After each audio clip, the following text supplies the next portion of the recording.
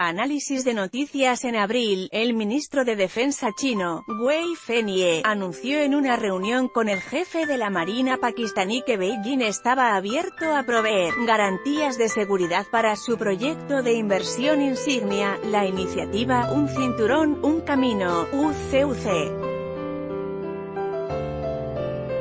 La declaración de Wei generó dudas en cuanto a los dichos del régimen chino de que UCUC es un proyecto civil sin objetivos políticos o militares.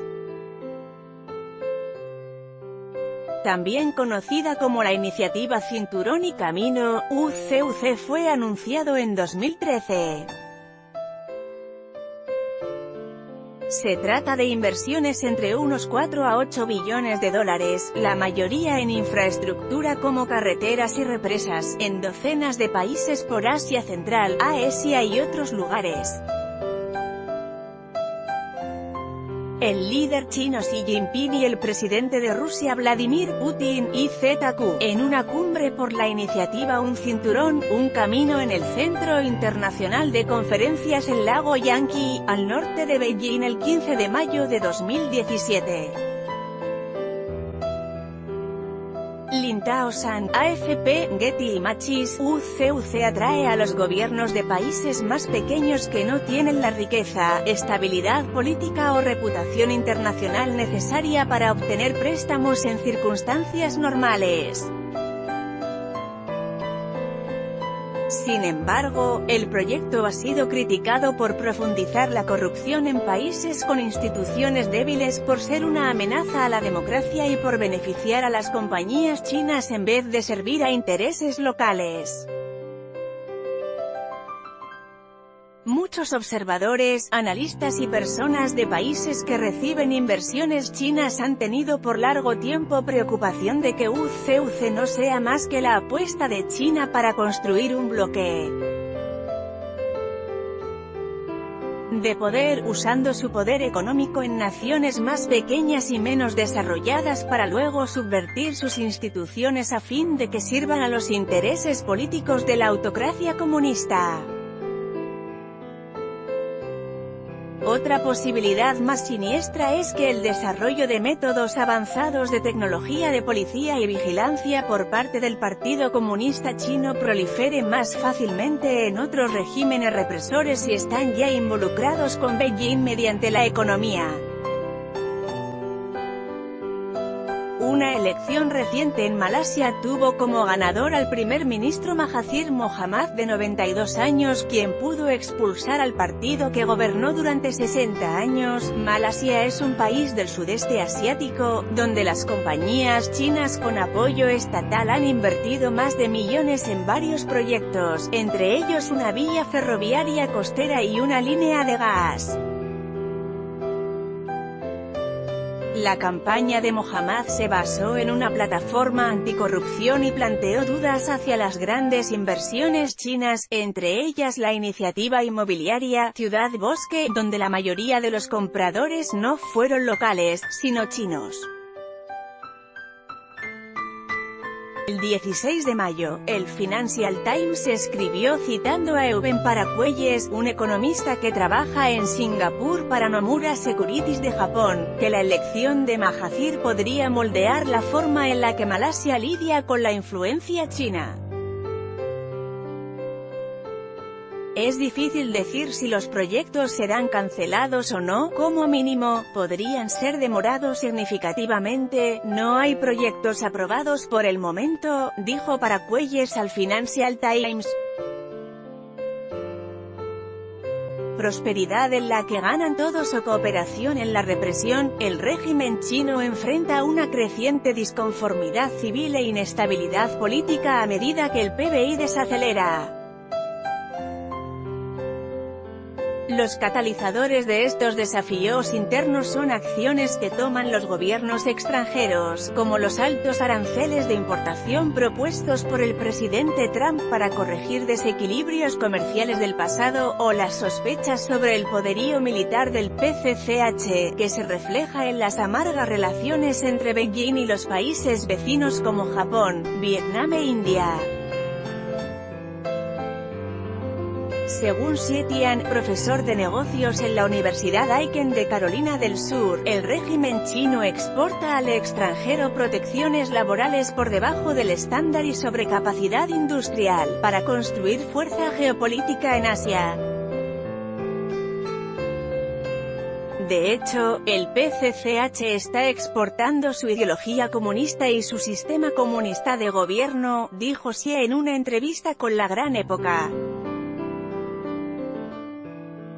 Con el tiempo, los estados más débiles que entran en la órbita de la economía china se vuelven efectivamente tributarios dependientes de la buena gracia de Beijing, permitiéndole al PCCH aportar su ayuda para quitar la influencia de Estados Unidos y sus aliados del este de Asia, dice Xie. Al expandirse hacia afuera, el PCCH puede ostentar su credencial nacionalista en casa, dice Xie. Zhen Yangyuan, un pensador de desarrollo nacional en la Universidad Nacional de Taiwán en Taipei, dice que el régimen chino se enfrenta a una crisis ambiental y escasez de recursos, y por lo tanto, descontento interno. Justo ahora China está tratando de continuar su expansión y desarrollo, dice Zhen. Al invertir en pequeños países subdesarrollados de Asia-Pacífico, que no tienen manera de pagar los préstamos, el PCCH puede garantizarse un control duradero en los abundantes recursos estratégicos que ese país posea. Al inflar una nación en UCUC con grandes inversiones, Beijing podrá extraer concesiones y el gobierno local entra en cesación de pago, como pasó con Sri Lanka en diciembre.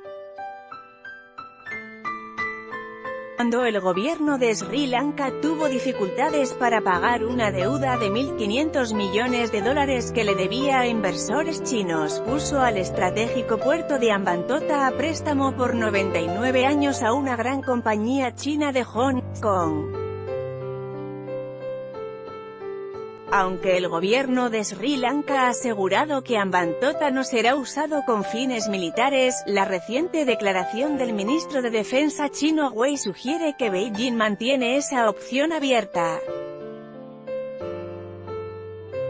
Otros países como Laos, Birmania, Filipinas y Pakistán, todos con gobiernos autoritarios de izquierda, han aceptado grandes préstamos chinos. Ellos también están ubicados en regiones donde el PCCH tiene intereses considerables, como el disputado Mar Meridional de China, donde el ejército chino ha aumentado su presencia en violación del arbitrio internacional.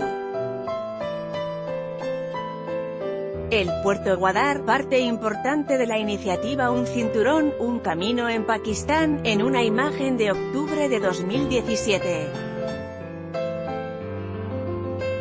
Amelie Ehrenstein, AFP, Getty Images, en la zona del Océano Índico, la influencia del régimen chino en países como Sri Lanka, Birmania, Bangladesh y Malasia amenaza la seguridad geoestratégica de India. Pakistán, un socio de China de mucho tiempo y también potencia nuclear, está muy involucrado en proyectos UCUC. Infraestructura autoritaria. Durante la Guerra Fría, la Unión Soviética lideró una alianza con regímenes afiliados ideológicamente al comunismo y con estados satélites que se oponían al mundo capitalista.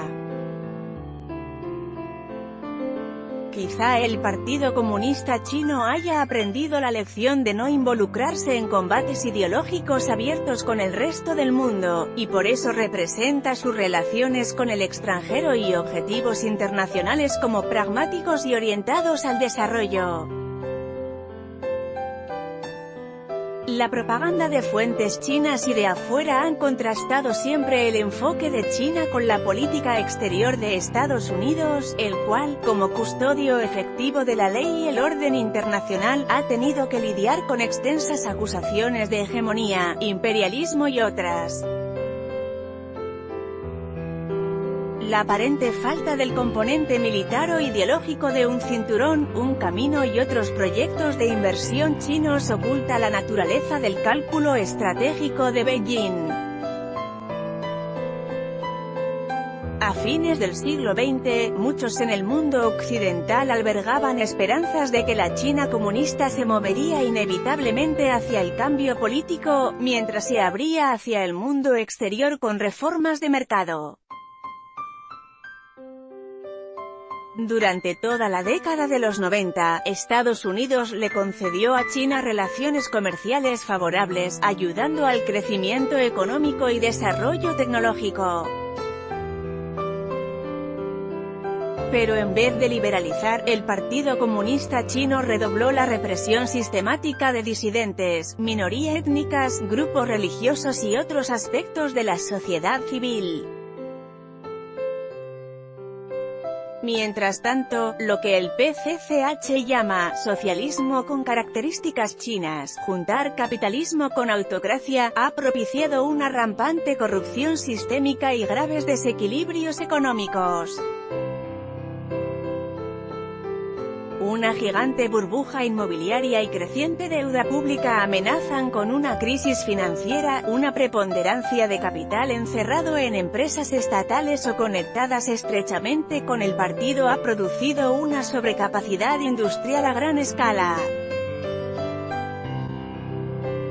En el peor de los casos, el PCCH se arriesga a aislarse internacionalmente y a estancarse económicamente, algo que caracterizó a la Unión Soviética en los últimos días de la Guerra Fría, previo al colapso económico y luego el colapso político.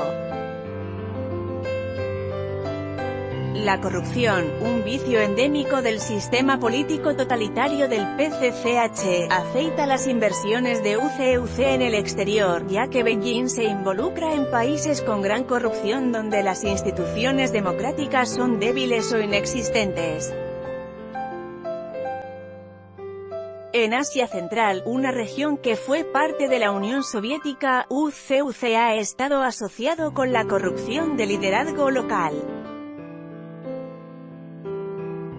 En un análisis publicado en el South China Morning Post de Hong Kong en mayo pasado, se menciona que los inversores chinos suelen apurar los tratos con sobornos.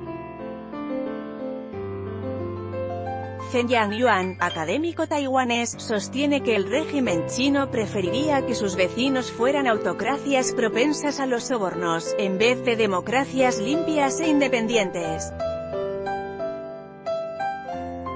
Para asegurar la estabilidad de su propia autoridad política, el PCCH no quiere ver a los países que lo rodean desafiar el sistema autoritario o que se produzcan revoluciones de color, cosas que pueden afectar el sentimiento de las masas en China, dice Chen.